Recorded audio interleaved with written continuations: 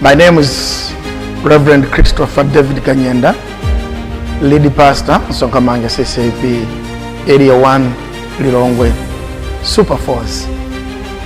You are welcome to Sonkamanga CCP, and I encourage you to be liking and subscribing our page.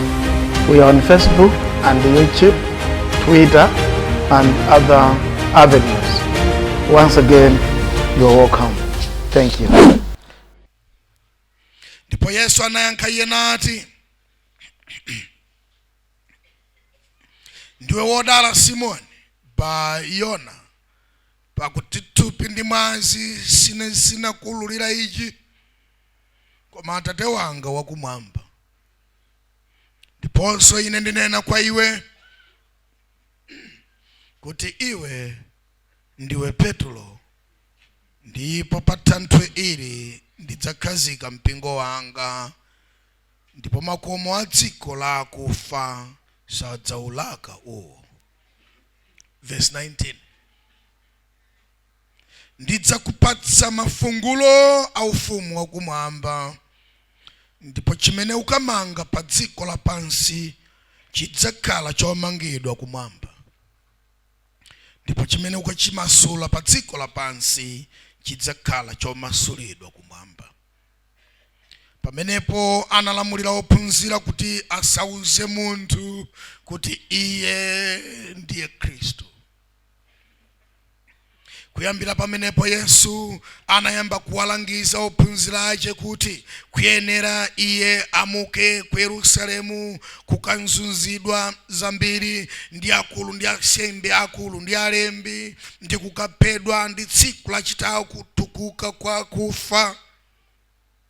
Ndipo Petro anamtenga iye nayamba kumdzudzula kuti dzichitireni chifundo Ambuye, sichidzatero kwa inu. Koma iye anapotoloka nati kwa Petro, pita kumbuyo kwanga Satana, iwe ndiwe wochokhumudwitsa ine, chifukwa susamalira za Mulungu koma za anthu.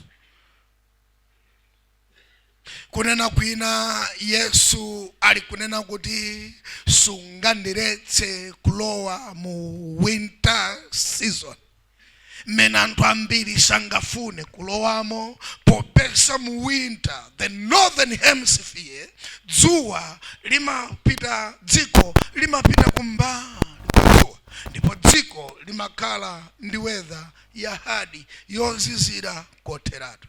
Ndani angafune kulowa mu winter season? Kunena kwina pali miyezi na kuno ku southern hemisphere, popeza dziko ndilogawidwa madera awiri, northern hemisphere komanso southern hemisphere. Timakhala kuno ndi ku southern hemisphere, kumene miyezi ya May, June ndi July kufika na chama August dziko limathawana ndi dzuwa pang'ono, kulisiya dzuwa limene limabweretsa comfort. Ndikutika mu mpanipani wa chisanu ndi kuzizira kwa kukulu, imeneyi imachulidwa winter season. Ndipo Yesu akuti tsopano ndidzalowa mu winter season, ndidzapita ku Yerusalemu kukakhala mavuto mu limited life, muzowawa za mtanda. Ndiye Petro akuti dzichitireni chifundo Mbuye, mubakhala ku summer kuno, mubakhala ku spring kuno, mubakhala ku autumn, musapite ku winter chifukwa kuli chisanu. Yesu akuti akukuyankhulitsa izi Petro ndi Satana. Satana safuna munthu alowe mu winter. Satana safuna munthu alowe m'masautso kuti iye azimsautsa. Iye azimsautsa chifukwa m'masautso ndi muchisomo chimakula. M'masautso ndi mmene grace imachita grow. M'masautso ndi mmene munthu moyo wauzimu umalimba. M'masautso ndi mmene matuluka mphamvu ya moyo. masautso matuluka promotion. Masautso muzowawa muntu adaimba skulu. Masautso muntu adatuluka ndi banja labwino. Masautso. Masautso muntu anatuluka ndi certificate ya bwino. Masautso. Masautso muntu anatuluka ndi business ya bwino chifukwa adazuzika mu mpamba wa ung'ono na apirira masautso. Winter. Masautso chikhulupiriro chimakula. Masautso mayi wozunzika pabanja adakwera phiri kukasala. Ndipo potuluka masautso awinta anakhala mkhristu wa mphamvu. Mkudwala muntu adadziwa kusala kudya. Mkusowa mwana muntu adadziwa kukhulupirira mulungu yake. Mkukhala wamasiye muntu adadziwa kudalira mulungu yake. Mkuzunzidwa ndapa banja muntu anayamba kutama mulungu. Ndipo chikhulupiriro chidalimba muwinta. Mumpunga ndi mumkaka antu adasokera. Ndipo mkugona ndi njala ndi mkusauka adaitana Yehova. Yesu akuti mundilole ndipite mchisanu mu Yerusalemu. Muzowawa zambiri. Ndiye Petro akuti dzimvereni chisoni Ambuye musachite zimenezi. Bakhalani mumpungamu. Bakhalani mumkakamu. Yesu akuti sufuna zinthu za mulungu, umafuna zinthu za bantu. Sakula muntu popanda masautso. Sakula. Ambiri aife tisadikire kuti zichite kufika potina kuti mwambo upemphera. Ifo ena ndachibwana kwambiri. Ndikati dzipempherani apa makhala muli lakalaka unjaku wako maenda ngati mphepo pesi chimmakachita muja amatuluka nchalichi amakatani kweni chose atakacheza kwa alamu wake zosadziwika. Musadikire kuti zidzavote. Ndimudzadziwe kupemphera. Ai.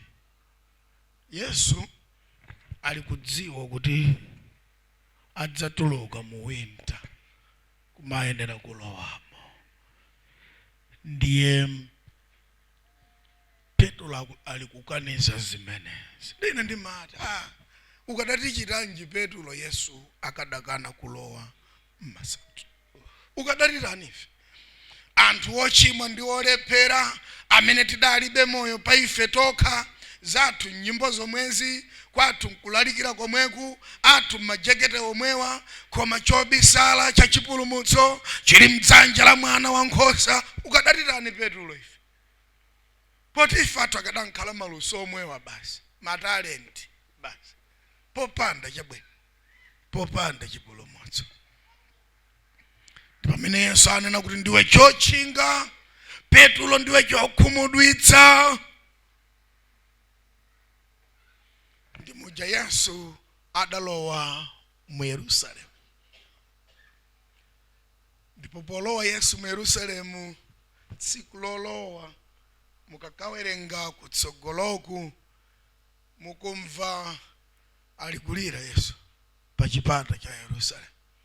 Kulira ndi anthu amene maso awo adatsekeka chifukwa cha zabwino. Maso awo adalephera kumuona mulungu weniweni chifukwa cha machalichi awo. Nati Yerusalemu, Yerusalemu, Yerusalemu iwe, adani adzakuzinga, adzakuzinga, adzakuononga, adzakugwetsa. Palibe mudzi pamwamba pa mudzi unzake umene udzatsala. Yerusalemu, Yerusalemu, maso ako akadatsekuka ukadaona wakonza mjerekezi chokhudza nyumba yako kuti afuna ukupeta ngati tiliku nakusandulizanso mpaka na utatuwa mpaka na atakusautsa mpaka na utachita manyazi. Dzulo tinakumana chigwirizano cha bamba mauza kuti akuluakulu mawa tipemphere tisachite chibwana. Pa mawu amene adanena Yesu kuuza Petro kuti Satana amatakupete ngati tirigu ndi mati mawu alumveka bwino kupeta alumvekanso bwino tirigu anga zabwino. ndimo ayi. Ndi nkhani yakuti Satana Petulo amata kuchititseni manyazi, muchite manyazi, mupuse, mutuwe, akugwetse, akuvule, akuyambitse nthenda yopanda mankhwala. Adani akuzinge, abwezi akutawe, kunchito akuchotse, makani akutere, kagalimoto kakuyimire. Yeseru bwera udza konza kosalira kagalimoto. Yeseru bwera udza konza kosalira kagalimoto. Petulo Satana amata kuonongere wana. Petulo Satana amata kutenthere nyumba. Petulo palibe chabwino Satana wachikonza cha moyo wako. Ndeni mauzo kugizana cha bambo za muntu wina amene anangodzuka tsiku lina mmawa nkwauza babanja pake kuti ndaleka kuona, sindili kuona. Mwatani madalala, basi sindili kuona chilichonse. Anthu kumesa zocheza, kulowa dzuwa kutuluka mmawa munthu asayenda, kuchita chogwira dzanja zadzedzedze, mpaka na sabata kumata, mpaka na mwezi kupita kunchito ala. Tsono popeza nchito yenu imafuna munthu ataziona, force retirement, basi wakhala pakomo. Fiti mapitu kamuona kumumvira chisoni munthu smart, intact, chilichonse chilipo, chilichonse chilipo, mapapo abwino, miyendo ya mphamvu, manja amphamvu, munthu watanzi, koma osaona zadzedzedze. Osamadzitama basi utenga kabuku tuluka mchali chimuno ukhangati mulungu achite zodziwika kunjaku, chipembedzo chisadathe nkomwe chifukwa mmaona basi tuluka pagati pomapita usiku ukatani uyu umese ngati kuti kapena ukazonda matenda kuchipata hata basi upita kunyumbako basi mayenda ino mnatuluka mchali chimofulu makata mukanatsiwa.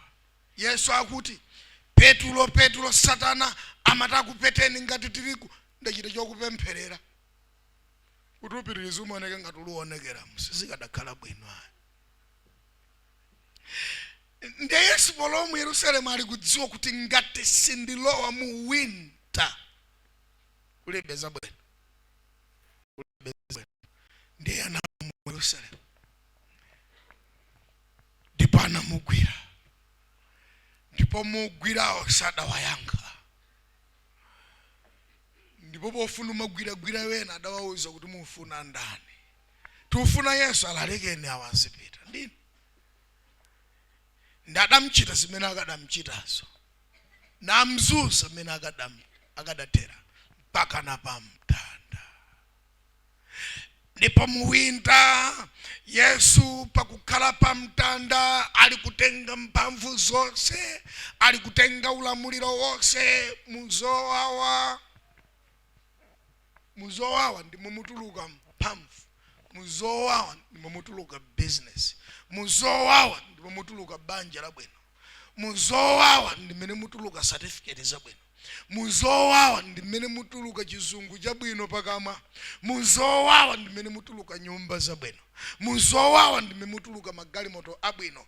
Zama shortcut zomwe mmazionazi inunso ndinomboni mmaziona zopanda zowawa, koma ine nkadati pamapeto azonse ndimo jambo Yesu anena kuti zakwanira. Mukakawerenga paja kuti it is paid all. Kwata ndi mawu achiheberi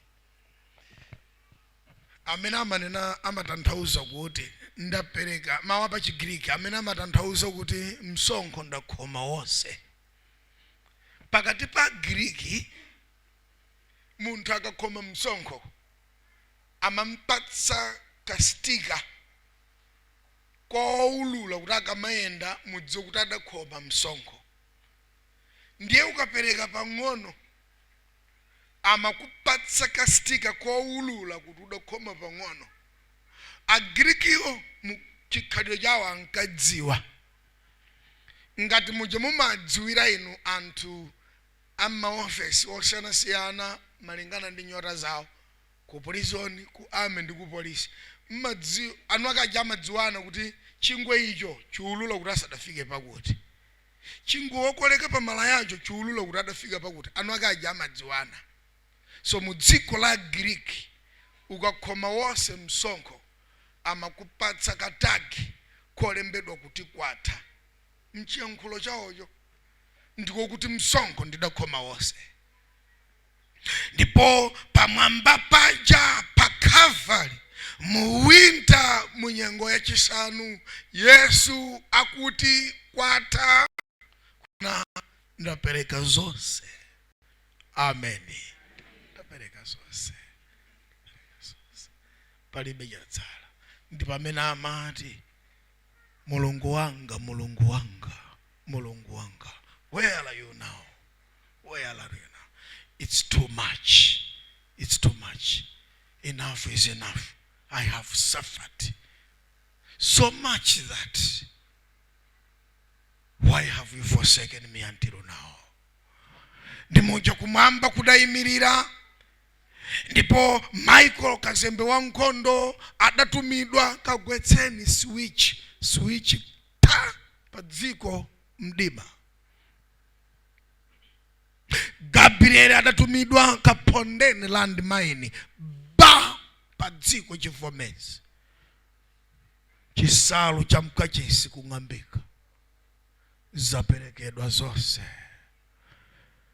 Bible limati chani? Pomwepo Yesu pakuuka kwa akufa onani bondo lilonse livinde pakamwa paliponse pavomereze kuti iye ndi Ambuye. Amen. Ine nkadati sikuti Yesu akukwezeni pa mtandayi. Adakwerapo yekha. Koma timadutsa mnyengo anthufe. Ndipo nyengo zina tidaziyesa ngati tsoka. Osadziwa ndi zonyengo zotikhwimitsa. Nyengo zochulukitsa chikhulupiriro chathu. Nyengo zotisendeza pafupi ndi iye. Chifukwa nyimbo imati masautso amandisendeza pafupi ndi Mulungu. Amen. Ena adadziwa kupemphera kwakudziwira kuchipatala kupemphera. Ukadziwira kuchipatala. Ena upemphera adakakudziwira ku prison. Pobwera adambulalikira mawu a Mulungu. Popita adapita atapha munthu. Masautso andisendeza pafupi ndi Mulungu. Ena inu mukudutsa munyengo imene simungathe kuifotokoza. Ndipo ena sangakumvetseni zimene muli kudutsamo. Ndiyo nyengo yakukhwimitsa chikhulupiriro chanu. Amen. Popeza mchipululu simofera. Ndimongotani kodi? Mongodutsa. Ndipo mu winter simofera. Mchisanu ndimongodutsa. Popeza kuunika kwako kwayandika chimwemwe chimadza mmawa. Yehova ali pafupi. Mulungu okoma mtima ndokhulupirika alimbitse chikhulupiriro chanu. Ndipo zina zimene mudutsamo inu musaziyese sotsoka. Koma muziyese nyengo zokusendezani pafupi ndi Mulungu. Kukanidwa kwina mukukanidwa inu musakuyese tsoka. Mukuyese chokusendezani pafupi ndi Mulungu. Chokuphunzitsani kupemphera. Chokuphunzitsani chokuphunzitsani kuyewa chiyero. Chokuphunzitsani kukangamira Ambuye. Popeza mu winter mchisanu Yesu anatenga mphamvu. Ndipo bondo lilonse lipinde pakamwa paliponse pavomereze kuti iye ali Ambuye. Ndipo Petro adafuna izi zisamchitikire Ambuye Yesu. Mukudutsa mu zinthu ziti Ambuye alikuona. Alikuona Mulungu nyengo zimene muli. Alikudziwa chimene muli kudutsako. Amamperekeza mwana wake pa nyumba ya chipatala. Kukhala pa madiripi ali pomwepo. Kumperekeza mwana wake kusajare ku operation. Ambuye alikuona. Wodwalayo nkumati nkhope yanu ili kuti Mulungu.